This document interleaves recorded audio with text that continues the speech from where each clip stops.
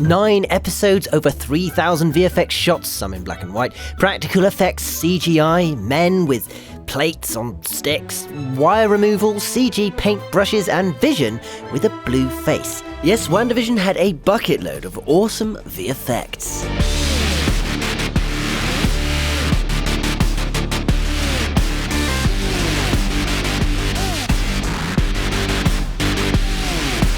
Wandavision had the perfect marriage of practical and visual effects, that is. A marriage that both helped speed up the post-production process and also gave the episodes a more authentic feel. As each episode is set in a different era of television, they had to try to stay true to that particular time. This meant that set design, props, costume, makeup, lighting, practical, and of course, visual effects, or rather, invisible VFX, all had to seem as though they belonged and were created within that era. So in general, they did as much as they could practically, using the same techniques that would have been used in the era the episode was set in. This included props that were puppeteered with wires and poles or even held out on sticks by puppeteers.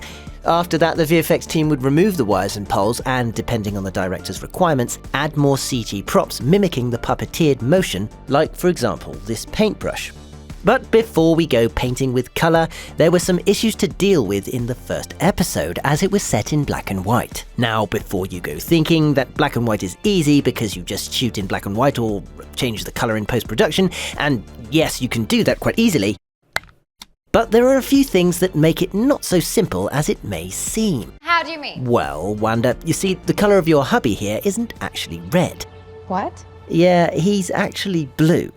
You see, different colours respond differently when seen in black and white. The colour red actually shows up very dark in black and white, and the team found that a lot of Vision's expressions were being lost or were difficult to read, so they did a lot of colour and sheen tests, searching for the right combination, and ended up painting his face a metallic blue instead of red.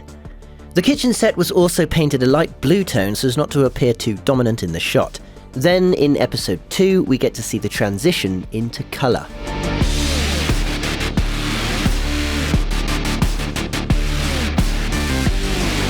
The transition of black and white into colour was an effect that would have been quite hard to do back in the day, so they had to think up a way to make it still not look out of place with what was possible at the time. They achieved this by splitting the film into 3 separate colour channels, blue, red and green, and warping and layering them so that they could be seen, simulating something that kind of looks like it would have been possible back in the 60s with an optical printer. This is what gave them the colour bloom effect. Then, to really sell the effect of being old and dated, they added these little stars. Digitally, of course, but animated in a similar way to how they would have been physically hand-drawn onto the film back in the 60s. This method gave them that 1960s aesthetic for an effect that probably would have otherwise been a bit too difficult to pull off with the equipment available at the time. And finally, staying true to era continued throughout all the visual effects. For example, the look of the hex that Wanda creates around Westview was created by studying how old cathode ray tube television sets reacted to a magnet, and then reproducing the patterns produced by the magnetic field digitally, adding layers of glitches and phosphor patterns to create a procedural effect that could be changed and evolve throughout the show.